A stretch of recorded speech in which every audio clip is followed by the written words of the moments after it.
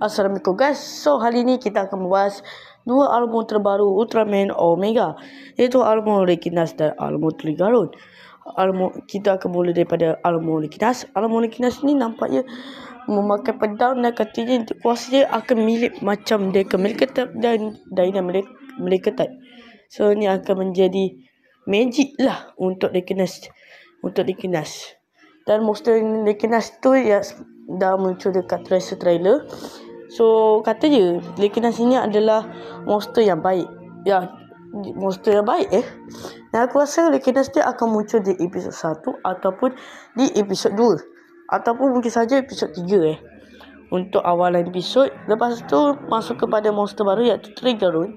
Trigaron ni monster yang baru, mungkin saja muncul di episod 6, 7 atau 5. Aku rasa macam tu antara episod dia Trigaron muncul.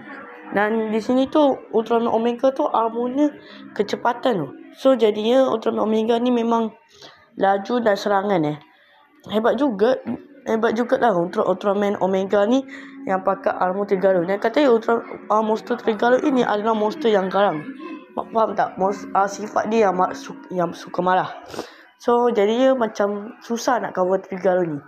Jadi ia memang bahaya juga untuk Ultraman Omega untuk cover si Trigaron. Kalau korang nak lanjut lagi episod, kalau korang nak bahas lagi Ultraman Omega, jumpa lagi dalam episod. Bye.